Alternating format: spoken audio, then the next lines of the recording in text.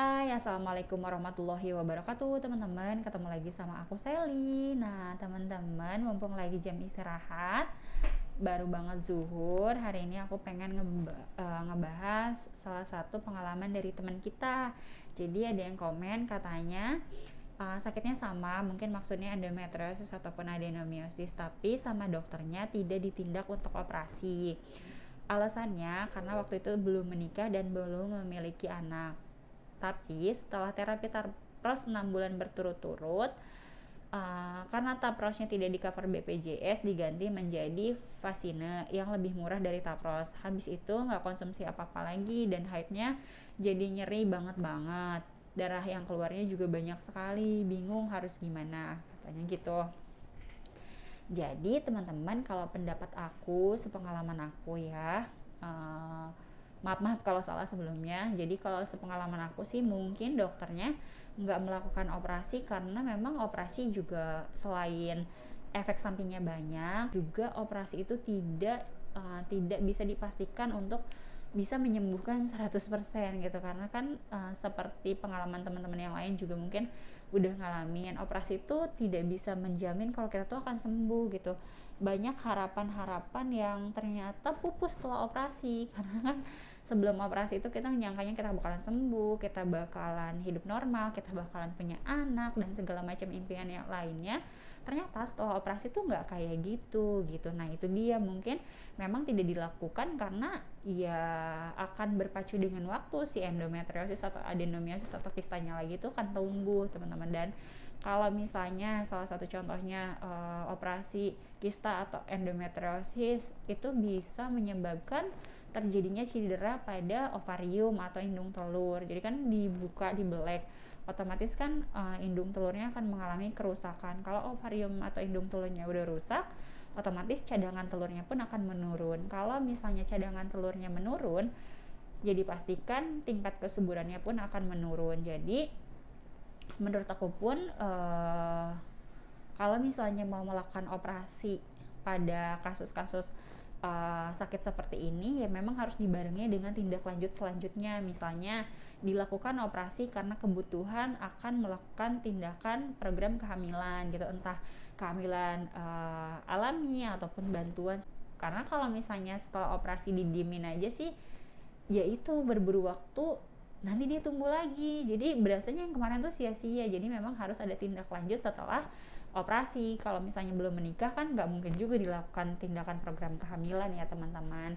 Terus untuk pemakaian obat hormonal, tapros atau Visane atau Vasine ini kan memang obat-obatan hormonal, dan si obat hormonal ini juga tidak bisa menyembuhkan dari si endometriosis dan teman-temannya. Jadi tujuannya pengobatan menggunakan obat-obatan hormonal ini adalah untuk melakukan penekanan biar nggak tumbuh semakin besar, juga mencoba menekan atau mengurangi atau kalau bisa menghilangkan gejala-gejala yang buruk yang ditimbulkan dari si penyakit tersebut. Contohnya adalah nyeri. Biasanya kan kalau udah minum obat hormon dia nggak nyeri lagi.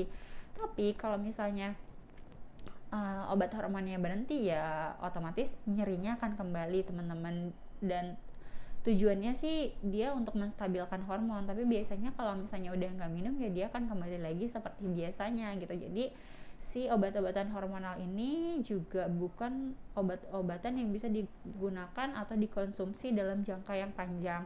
Kalau aku sih dulu di terapi sama dokternya itu cuman 3 kali siklus gitu teman-teman, 3 kali siklus habis itu berhenti. Dan memang secara pengalaman aku pun setelah berhenti minum obat hormon itu dulu, itu nyerinya tuh emang nyeri banget. Tapi aku mikir lagi, nyeri itu kan skala nyeri kekuatan orang tuh berbeda ya. Bisa juga itu karena faktor psikis, karena aku sendiri kalau udah ngerasain jangankan nyeri gitu, nggak nyaman perut aja, itu aku udah takut banget, takut bakalan nyerinya tuh datang, padahal belum apa-apa, padahal baru ngerasain nggak nyaman aja, tapi pikirannya tuh udah melanglang buana jauh gitu. Jadi ya itu dia, si obat-obatan hormonal tadi itu dimaksudkan adalah untuk meningkatkan kualitas hidup si penderita endometriosis, adenomiosis ataupun kista tersebut gitu. Jadi kalau misalnya keluhan-keluhan yang tidak nyaman tadi itu hilang, kan otomatis hidupnya berkualitas, lebih berkualitas lah gitu.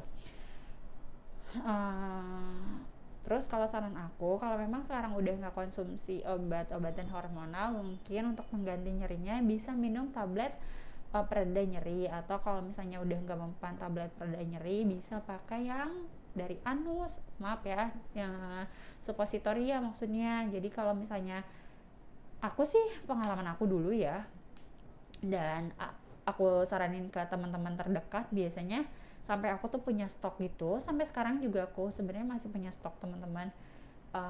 Bentar aku ambil. Ini teman-teman contohnya obat suppositorianya ya. Nih kayak gini. Ini aku selalu stok walaupun aku udah nggak pakai, tapi tuh biasanya ada aja yang perlu gitu. Jadi kalau misalnya seseorang udah mengalami nyeri yang hebat, biasanya ya aku kasih. Ini aku punya 9. Waktu itu aku bulan Oktober, ini masih ada tanggalnya 31 Oktober, aku beli 10 tablet. Satu tabletnya udah dipakai sama om aku waktu kecelakaan, sisanya ada 9. Nah biasanya ada temen aku juga yang habis operasi, kayak waktu itu ada yang SC, aku kasih karena dia udah nyeri banget gitu. Jadi ini aku selalu sedia, kalau teman-teman mau beli aja gitu. Dan ini tuh ya kayak obat ajaib, daripada teman-teman nggak bisa aktivitas, mendingan nggak apa-apa pakai aja gitu teman-teman.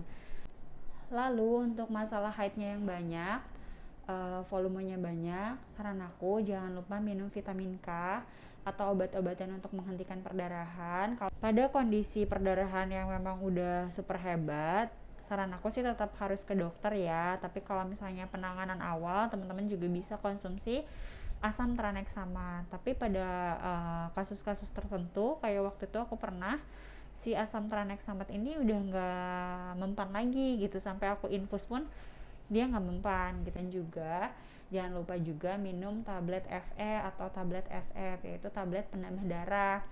Kalau aku tuh biasanya setiap menstruasi aku minum 1 tablet setiap hari.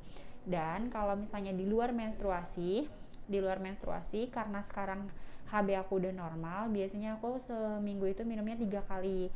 Tapi kemarin-kemarin waktu aku masih HB-nya di bawah normal, masih anemia, itu aku minumnya selalu setiap hari teman-teman. Dan kebetulan aku termasuk orang yang rajin untuk cek HB, karena dari dulu tuh aku selalu anemi orangnya. Dan kalau misalnya orang anemi itu kan memang 5L, lemah, lelah, letih, lesu gitu. Jangan sampai itu terulang lagi. Kalau dulu-dulu tuh aku selalu ngerasa nggak bisa jalan jauh, cepat lemas, terus kayak bawaannya ngantuk. Itu tuh udah tanda-tanda anemia teman-teman. Dan kita juga bisa ngecek sendiri sih, bisa pencet kuku apakah warnanya baliknya lama, bisa dari telapak tangan, bisa dari konjungtivanya juga gitu. Dilakukan cek sendiri aja gitu teman-teman.